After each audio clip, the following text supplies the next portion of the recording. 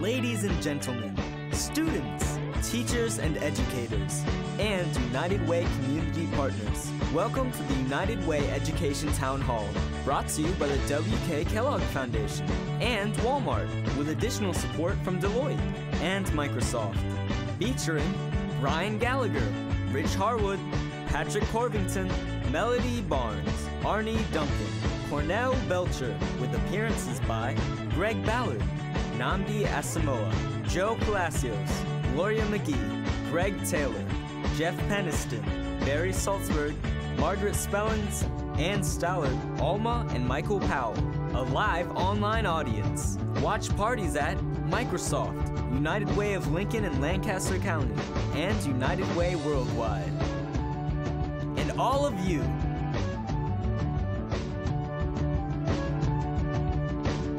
ladies and gentlemen, please welcome to the stage Anastasia Broadus.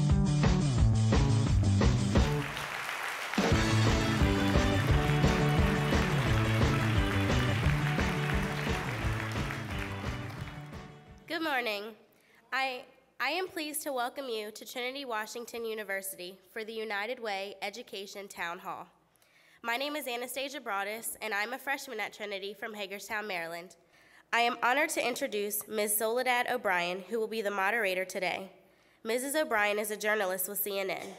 She has reported on breaking news around the world, and she has also produced award-winning documentaries on issues that matter to the country and the world. Hi, everybody. Good morning. Across the nation, people are concerned that our children are not really getting the education they need to succeed. The United Way is listening to some of these concerns that Americans have with respect to education. And at this event, we're going to talk a little bit about what exactly has been learned. We'll also hear about solutions, and they're solutions that involve actually everybody participating. We've set a goal with our partners to cut the high school dropout rate in half by 2018, which would mean 600,000 additional young people would graduate. So it's working on school readiness, reading at grade level in 3rd and 4th grade. It's successful transition in middle school, and then graduating, getting on to college or the next stage of life. How does this report correlate to these goals? You know, if you think of when real social change happens, it's not when institutional leaders make change, it's when people demand change. So whether it's civil rights, girls in sports, drunk driving, smoking in public places, it was normative behavior that changed first, and then we changed to respond to it. And this report is a call, and Americans are saying, we want to get involved, we just don't know how to do it. So it's a way to start talking about how we build avenues for people to get back engaged in public education. So let's talk a little bit about the main themes of the report. You talked to a large cross-section. You talked to business people, you talked to concerned citizens, you talked to caregivers, you talked to everybody. What were they telling you? 5 quick headlines I want to give you. One is that people see that the fate of education and the fate of our communities are inextricably linked. Second, people feel shut out by the public schools. They feel as the United Way has turned outward, too many of our public schools have turned inward, away from communities. And what people are saying is we need to find ways to reconnect communities and schools if we're going to mobilize people and generate the change that they want. Third, I think what people are saying is we need to focus on the whole child. Fourth, I think what people would say is that we're at a critical turning point, an inflection point. Lastly, I think the key finding, as Brian was saying, I think people are seeing now that there is no silver bullet. There is no hero. There are no set of experts alone who are going to resolve this, that we as individuals and we as communities need to step forward together. What people said in the report, as clearly and as loudly as I've ever heard in doing this work for 25 years, is that it's up to us as individual Americans to band together and demonstrate that we have the ability to create change in our communities and take ownership, both of our schools and our communities. So I'll just end with this one last point. If there ever were an issue in American society today in which we can mobilize Americans, around which Americans want to mobilize, it's education. Americans are anxious about the future. And at the center of that anxiousness are the children. And they're really concerned about what's going on with the children. As you can see, in the numbers we had, a third of parents concerned about their kids dropping out of school. Now, as a parent, That, you know, the ideal that I'm waking up every day concerned that my child's going to drop out of school, and 20% of in underperforming areas very concerned that their kids are going to drop out of school is staggering. So there's a sense of urgency to this as well. The reality is that a public school teacher, I get 75 minutes every other day to change a kid's life, to help them to grow. If we can get kids to take advantage of what their community has to offer, this big, complicated problem really has a bright possible future. Students really just want to be challenged. Students aren't thinking about the long-term benefits of staying in school, and I think that increasing, like I said, those aha moments where you really feel like you're learning something new every day, that would be great.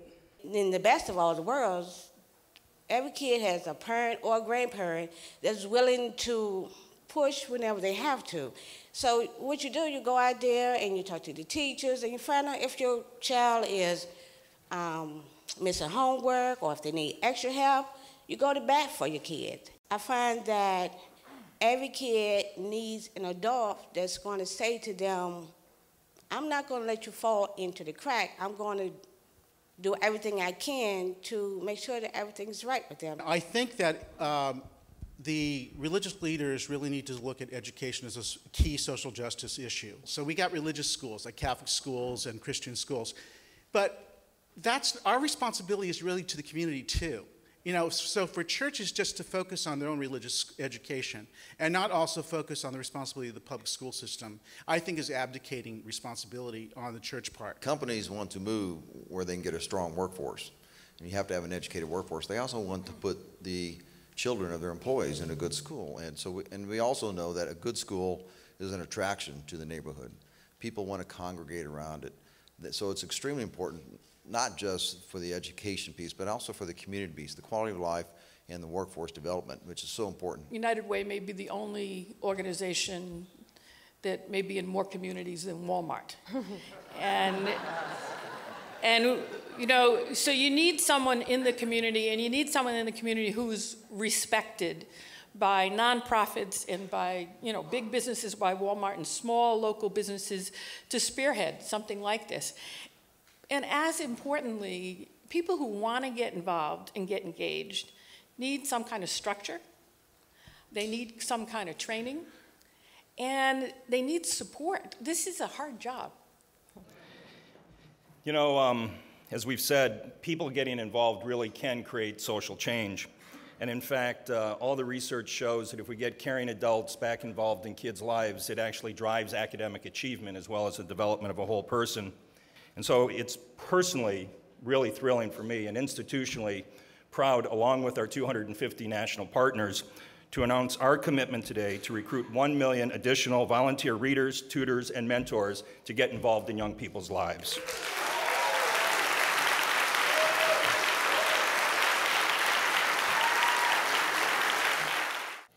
United Way is a powerful force in our communities throughout the country, and certainly at the corporation, we're very proud of our long relationship and look forward to the work together in terms of this bold new challenge. Now, let me say something about this challenge. This is, in fact, the right challenge. It's the right challenge at the right time. As a nation, we can answer this call, and we must answer this call. 1 million volunteers mobilized. How does that change the game? This is a big, big deal. This is why we're all here. And having that mentor, that role model to help you through thick and thin, to help you in the good times and the bad times, is life transforming. So this is a huge effort, and I can't tell you how much it's going to mean to me and mean to the country. We can't tolerate having a 25% dropout rate. We've got 7,000 kids dropping out of school every single day. So it means that we've got to get education reform right. We have to make sure that we're putting the best teachers in front of our children. That means we have to turn around our lowest performing schools, that we're meeting that goal of college and career ready, and that we're sending more kids into 2- and 4-year institutions so that they're ready for the jobs of the future. There's a number of ways to get involved. So almost every school has a PTA. That's a place to start. Almost every community has a great nonprofit or social service agency in the community who can help. And I think this idea of parents stepping up, again, I can't emphasize how important that is. Parents are always going to be their children's first teachers. They're always going to be their most important teachers. We have many, many parents that are actively engaged and supportive. We have other parents who struggle to do that, and we need to provide support. So my wife and I have 2 young children in school, and we try and do everything we can to support them and support their teachers. But if they have classmates who are struggling, I think we have a responsibility to be part of that solution as well. So we're a service business. Our people deliver service to clients. Well, we also say deliver service to the not-for-profit world and focus your time on pro bono activities, volunteer your time as part of your commitment and expectations as an employee. But our objective really is to look at what's important to our people, what's important to our country, what's important to our business. And frankly, we need high talent, highly skilled individuals to service our clients going forward. And if tomorrow that gap between the demand for our services and the supply of high talent is widening rather than narrowing, we have a business imperative to make that change. In this country, it's a moral issue, but it's just as much a socioeconomic issue. Every year this country loses $320 billion in lost wages and buying power among our citizenry, and that is not a path to great success in the information age. The very best school in the country cannot assure that when those children walk out of the door of the school and out into the community, that they have a safe place to go. The most dangerous hour in America today are the hours between the time school is out and 7 o'clock when parents come home. Too many children are footloose and without direction and not safe, frankly. When we talk about the problems that exist in this country, too often we hear they need to do this, they need to do that, they need to do the other.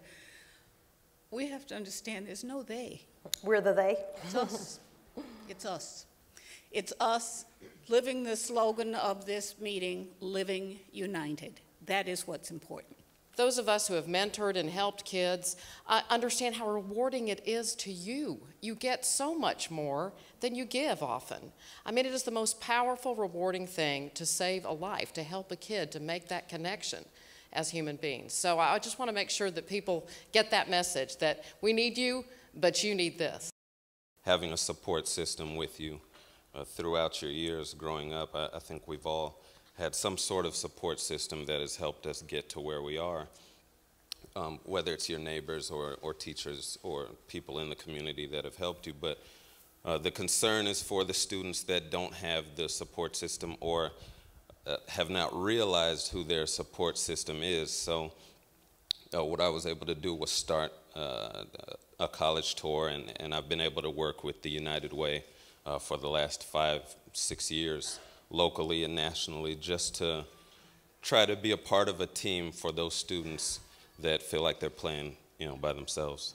What we found at the W.K. Kellogg Foundation is it's really important to be explicit about issues of racial equity.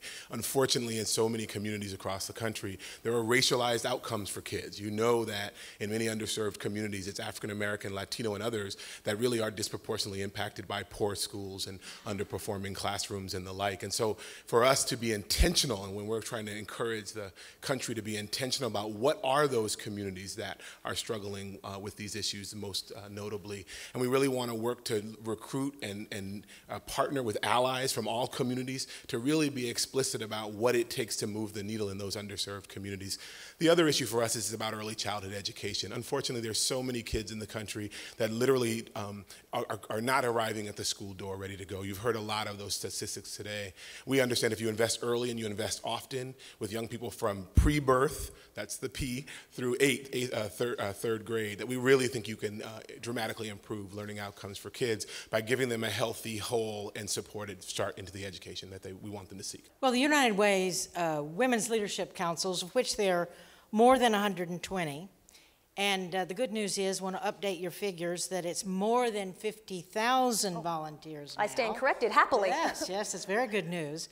Have now committed themselves to, and you need to listen up to this because this is really important, being responsible for 100,000 of the million volunteers. So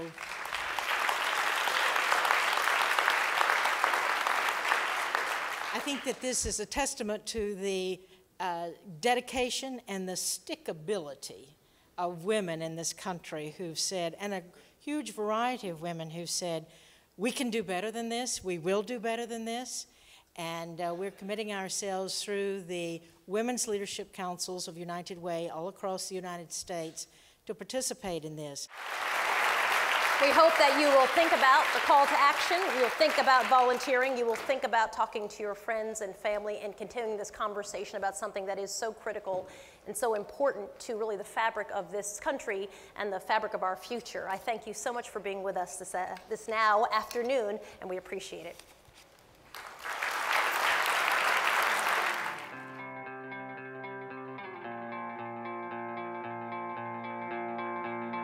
Take my hand and start a brand new day, and together